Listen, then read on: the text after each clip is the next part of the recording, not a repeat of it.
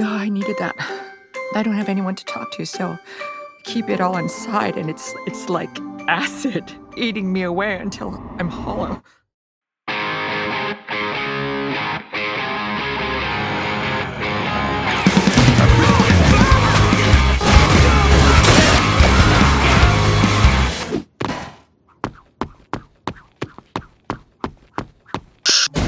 We open with what seems to be Mark being trained by the Immortal, but something is off. On one hand, Mark is a bit more arrogant, resembling his father. I've been hit harder before. On the other hand, getting punched in the face is his talent, and he's exhibiting it right now. Although Omni-Man then interrupts and Immortal is turned to mince. Alright then, this isn't training, it's actually a dream. However, then we follow someone else, longer for that to make sense. We witness what's left of the Guardians be barely a challenge, despite their preparations. You too will die. Sure, but you should have died at birth. And see how Mark is able to live with himself in all of this. He paralyzes the people he loves. So that's what you were practicing on those protesters. And credits Earth's destruction to its refusal. We didn't destroy your cities. You destroyed them by fighting back. The prologue sets up two things: the multiversal backstory of the new antagonist, Angstrom, and it also creates a hopeless mood where, as we're forced to accept what this reality really is, we lose our connection with Mark and become trapped alongside the people he looks down on. Therefore, when we return to our Mark, instead of feeling relief, we actually feel the dissociation he feels, because despite how he continues to be the hero we expect, helping people and such, he's unengaged. We're not engaged. We understand the heaviness of his mind. This other hopeless reality we just experienced is the sort of despair he feels every day. The battle, the devastation, the cost in lives. For some, the pain will never fade. But for many others, the healing has already begun. Something changing your mind.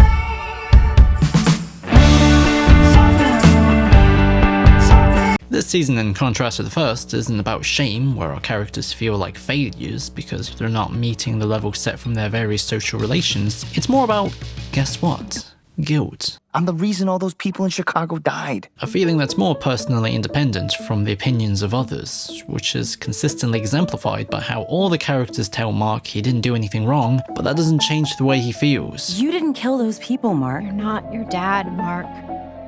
We all know that. The whole world knows that. But I didn't save them. This is because Nolan wasn't just a secret douchebag, he was the man Mark wanted to be. He made sense of his entire identity, his past, his present, and future through a desire to one day be good enough to stand by his side and have his father's approval. But now what? Todd's right. My dad might as well be dead. That's how it feels anyway. Mark can't stop feeling guilty because his father was a part of him. Either he should have sided with him, I thought he'd see the truth, like you did. or he should have saw it coming.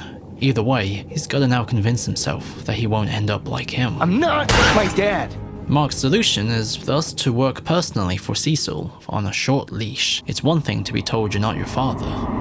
It's another to actually act differently. So obviously trauma is a major focus here, the experience of a painful past being so contradictory to your previous understanding of the world and yourself that to stop constantly re-experiencing it in your mind, there's the need for personal reinvention, a new purpose and self-identity that you can live by and make sense of the contradictions the trauma malignantly attacks you with. You could have taken Earth whenever you wanted. Why did you marry me?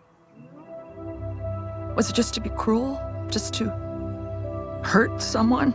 However, in trauma, memory is the most important aspect. The inability to turn the past into memory is what stops the victim from being able to have any control over what the story of their life is. It's like having no scenes in your movie. And this is precisely what Deborah goes through. Throughout these episodes, we continue to watch her ask the same old questions of Why me? all the strength she once had as Nolan's wife vanishes until Mark Hamill is able to tell her. You said it yourself. Nolan was always off fighting something, and you made things work without him. Now, it's just official. You don't need the bum. You never did. Thus, this new narrative allows Deborah to put her life back together and live on independently, which is neatly encapsulated by her and her drawers. But Mark's recovery is less straightforward. For him, the question of why isn't concerned with the past, but with the future. Unlike her, He has friends and opportunities to make a difference. So with his fists, he can write what Deborah needs with her thoughts. He graduates high school and uses his service and duty to now more thoroughly define himself. Mark is now going to avoid being or even think about his father. You're a good person. No one thinks you're gonna turn out like your father. But then why would you even say it? Oh, I'm sorry. That's not what I meant. Mark, I need you. Thank God. In which both instances where Mark is faced by the consequences of his father's actions, like being attacked by the new Darkwing or punished by the Atlanteans, he rejects and subverts what's expected of him. You have no idea All they wanted was justice for what my dad did. what I'm capable of. You're not your father, Mark. That's why I'm going back. It is through action, Mark is able to reinvent himself and become strong again. To write his own life, his way. This does not alter the fact that trauma and the shock it causes to the memory system, along with its associated forms of disorder, thwarts an individual subject's capacity to remember the past in a relatively coherent manner. Coherent, that is, for the sake of a recognizable continuity of self, and articulate this in a narrative form to others as an integral aspect of everyday social interaction. In its disunion of memory and identity, trauma denies an individual subject's need to connect back with the past and make it validly usable in the present. Would you believe me if it was not my intention to use the mnemonic imagination, but here we are. Mark then shows his strength by throwing away a box of Marvel Legends, seeing how everyone are clearly more into McFarlane figures. Meanwhile, across space, Alan the alien informs the coalition of planets of Mark's potential as an ally, because not only is it cool to have a Viltrumite on their side, but politically his existence can destabilize the next generation. If there are other Viltrumite kids out there, maybe we can turn them against their parents too. A narrative seed is thus planted from Mark's heart to not just have the power to change his father, but also everyone else. Anyways, Mark is reluctant to leave and save a load of grasshopper people until William is able to convince him with the necessary push. Because last time you didn't want to help someone, we both regretted it. And then we get the most remarkable little moment.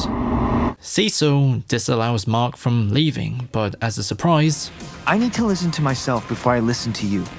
Mark doesn't listen. His own personal narrative as someone not his father feels coherent and convincing now. He doesn't need this bolding man to author it. Mark has found union again in his sense of self, from his actions, his everyday social interactions, and the past. No, stop. Don't apologize. Never apologize for saving lives. This is the deal, and I'm good with it. Go. Obviously, this is merely just the first half of the season, but there's a complete arc here, where Mark starts out feeling dissociated from his actions because the painful past is inhibiting his ability to imagine the future, to live in the present. But now he's got something to look forward to when he comes home. Yeah? I love you. He knows who he is. As Mark Hamill said to Debbie, You don't need the bum. You never did. none of the characters were who they thought they were, thus what they all needed was the power to rewrite themselves on their own terms. And throughout these episodes, that rewrite comes from reconsolidating some sort of control over the context of their actions. Everyone carries on as usual, but their daily actions, to them, exercises a new identity, because it's motivated by something different. I always wanted to be my dad. What if that happens? What if I become him and I don't even know it? Mark came to me. You can't just order him around. Well, at least he follows orders. She's not your pet. What was that? That's what this is about, isn't it? That you're in control, not him. That he's not like his father. Debbie? I can't believe you even think that after everything Mark went through. I couldn't move. My heart was racing. I was all sweaty. Why are you laughing? People feel fear for a reason, and it's usually a good reason. That's fear. Before, all this was just a video game for you. Now you're here, in person, playing for real. It's a big difference. Go stuff your coat up your ass. I live in that building. I'll be fine. Anger is a part of it. Part of the grievance. And if it was up to the bureaucrats, we'd be sleeping in high school gyms until Labor Day. The whole lot was unstable. That's why the city never built there. Fear is an extraneous emotion that serves no real purpose for someone like me. This is what happens when you think rules are just for us pathetic normal people. Your husband's omni-man. I thought he was Nolan Grayson, but that wasn't true. The last 20 years of my life have been a lie. Your powers don't make you a hero. They make you dangerous.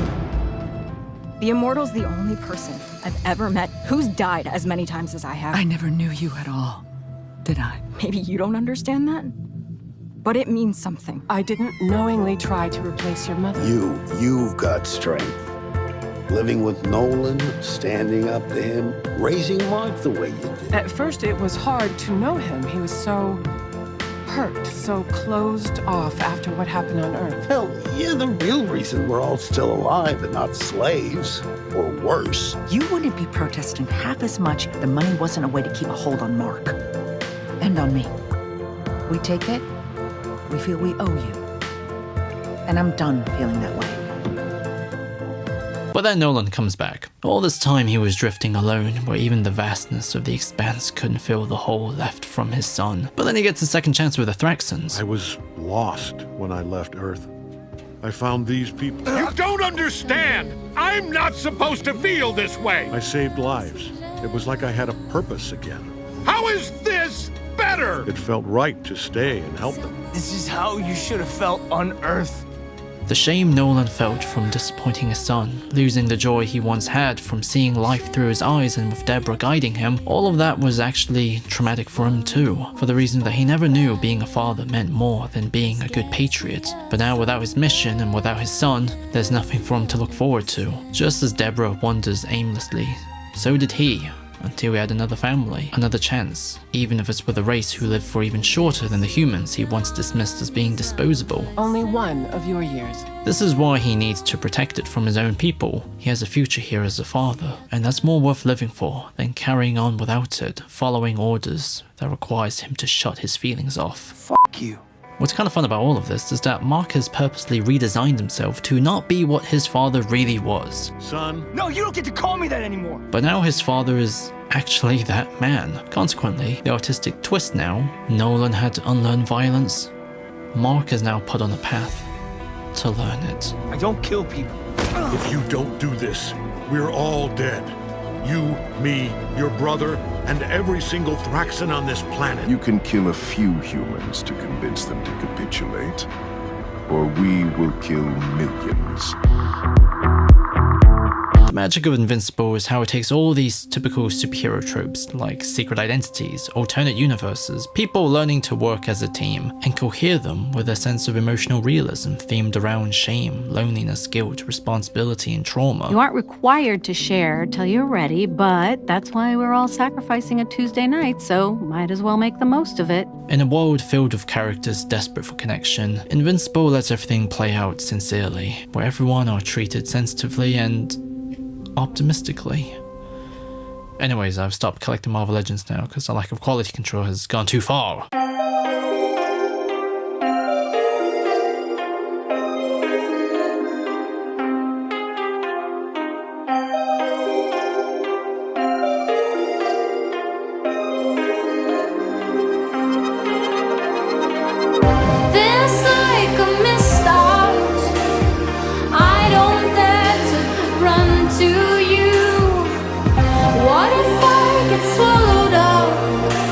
By something we can't see. I was sad in the night when something. So yeah, Merry Christmas everybody. This video was supposed to come out last week, but it required so many changes as I was writing it, because originally it was supposed to be about imposter syndrome, and then I realized because this was only the first half of the season, I can't make a conclusive point about that. Whereas in contrast, if I talk about trauma, because trauma is a process and there is a very specific endpoint that the recovery has in the story, I realized that made a lot more sense to frame this analysis around that. So I ended up going back and doing that, and then as a result, I brought in the mnemonic imagination because that made sense, and you know, here it is. I hope it was interesting. More videos. Yes, more videos coming soon. It's like 2 AM right now.